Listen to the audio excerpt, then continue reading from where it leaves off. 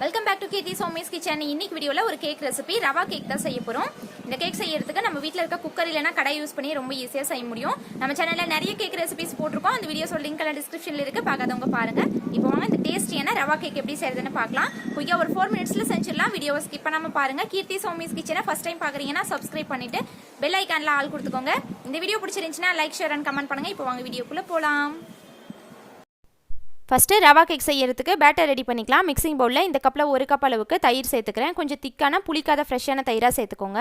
இது கூட 1.5 கப் அளவுக்கு பவுடர் பண்ண சுகர் சேர்த்துக்கிறேன். 1 கப் சர்க்கரையை பவுடர் பண்ணிங்கன்னா 1.5 கப் சர்க்கரை பவுடர் கிடைக்கும், அது சேர்த்துக்கோங்க. இப்போ இதில் 2 டேபிள் ஸ்பூன் அளவுக்கு பட்டரை மெல்ட் பண்ணி சேர்த்துட்டு இதை நல்லா கலந்து விட்டுக்கிறேன். நீங்கள் பட்டருக்கு பதிலாக எண்ணெய் இல்லைனா நெய் கூட யூஸ் பண்ணலாம்.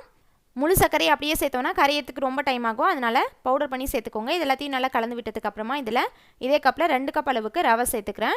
இது வறுத்த ரவை, நீங்கள் வறுக்காத ரவையும் கூட யூஸ் பண்ணி செய்யலாம். சேர்த்துட்டு இது கூடயே நல்லா மிக்ஸ் பண்ணி விட்டுக்கிறேன். இதே மாதிரி ரொம்ப சிம்பிளான ஸ்பாஞ்ச் கேக் ரெசிபி ஆல்ரெடி நம்ம சேனலில் அப்லோட் பண்ணியிருக்கோம். வீட்டில் இருக்க திங்ஸ் வச்சு ரொம்ப ஈஸியாக செய்கிற மாதிரி தான் இருக்கும். அந்த வீடியோட லிங்க் டிஸ்கிரிப்ஷனில் இருக்குது, பார்க்காதவங்க பாருங்கள். இப்போ இதில் ஃப்ளேவருக்காக 1/2 டீஸ்பூன் வெனிலா எசன்ஸ் சேர்த்துக்கிறேன். நீங்கள் இதுக்கு பதிலாக ஏலக்காய் பொடி இருந்தால் கூட 1/2 டீஸ்பூன் சேர்த்துக்கோங்க. ஃப்ளேவர் நல்லாயிருக்கும், அதனால தான் இதையும் சேர்த்து நல்லா மிக்ஸ் பண்ணி விட்டுக்கலாம். இப்போ இதில் காய்ச்சி ஆற வச்சு இதே கப்பில் 1 கப் அளவுக்கு பால் சேர்த்துக்கிறேன். தண்ணி சேர்க்காத கொஞ்சம் திக்கான பாலாக எடுத்துக்கலாம். இதெல்லாத்தையும் கொஞ்சம் கொஞ்சமாக சேர்த்து நல்லா மிக்ஸ் பண்ணி விட்டுக்கோங்க. நம்ம எடுத்துருக்க அந்த 2 கப் ரவைக்கு 1 கப் தயிர் 1 கப் பால் சேர்த்தாவே கன்சிஸ்டன்சி கரெக்டாக இருக்கும். இப்போ இதெல்லாத்தையும் நல்லா சேர்த்து கலந்து விட்டுக்கலாம். அவ்வளோதான், இந்த கன்சிஸ்டன்சியில் இருக்குது. இது நல்லா கலந்துட்டு ஒரு 10 நிமிஷம் இது அப்படியே ஊறட்டும். இப்போ கடாய் ப்ரீ ஹீட் பண்ணிக்கலாம். ஸ்டவ் ஆன் பண்ணி கொஞ்சம் அடிக்கணமான திக்கான கடாயாக வச்சுருக்கேன். இதில் உள்ள ஸ்டாண்ட் வச்சுட்டு மேலே இன்னொரு கடாய் போட்டு மூடிட்டு மீடியம் ஃப்ளேமில் ஒரு 10 நிமிஷம் இது ப்ரீ ஹீட் ஆகட்டும். இப்போது ட்ரேவை ரெடி பண்ணிக்கலாம். ட்ரேவோட சென்டரில் சைடில் எல்லா இடத்துலையும் பட்டர் அப்ளை பண்ணிக்கிறேன். நீங்கள் பட்டருக்கு பதிலாக எண்ணெய் கூட தடவிக்கலாம். கேக் ஒட்டாமல் கொஞ்சம் எடுக்கிறதுக்கு ஈஸியாக இருக்கும், அதனால தான் ஃபஸ்ட்டே இந்த மாதிரி பட்டர் தடவிக்கிறோம். இப்போ இதில் இந்த சைஸுக்கு ஆல்ரெடி கட் பண்ணி வச்சுருக்க பட்டர் ஷீட் உள்ளே வச்சுக்கிறேன். சைட்லேயும் இந்த மாதிரி கொஞ்சம் சின்ன சின்ன பட்டர் ஷீட்டெல்லாம் கட் பண்ணி ஒட்டிக்கலாம். பட்டர் தடவிக்கிறதுனால ஈஸியாக அது நல்லா ஒட்டிக்கும். இதே மாதிரி 4 சைடும் வச்சுட்டு உள்ளே இன்னும் கொஞ்சமாக பட்டர் தடவிட்டு ட்ரவை எடுத்து வச்சுக்கலாம். பட்டர் ஷீட் போட்டோன்னா கேக் ஒட்டாமல் கொஞ்சம் எடுக்கிறதுக்கு ஈஸியாக வரும், அதனால தான். இப்போது ரெடி பண்ணி வச்சுருக்க பேட்டர் ஒரு 10 நிமிஷம் நல்லா ஊறிடுச்சு, கொஞ்சம் திக்காக இருக்கும். இப்போ இதில் 1 teaspoon baking powder 1/2 teaspoon baking soda சேர்த்துக்கிறேன். சோடா உப்பு இது ரெண்டுமே கண்டிப்பாக போடணும், அப்போ தான் ரவா கேக் கொஞ்சம் சாஃப்டாக ப்ளஃபியாக இருக்கும். இது எல்லாத்தையும் கலந்து விட்டுட்டு இப்போ ரெடி பண்ணி வச்சுருக்க பேக்கிங் ட்ரேயில் இதை ஊற்றிக்கலாம். நல்லா லெவல் பண்ணி விட்டுக்கிறேன். இப்போது கடாய் 10 நிமிஷம் நல்லா ப்ரீ ஹீட் ஆகிடுச்சு, நல்லா சூடாக இருக்கும். அதனால ஒரு துணி வச்சு கொஞ்சம் சேஃபாக எடுத்துக்கோங்க, கை சூடாமல்.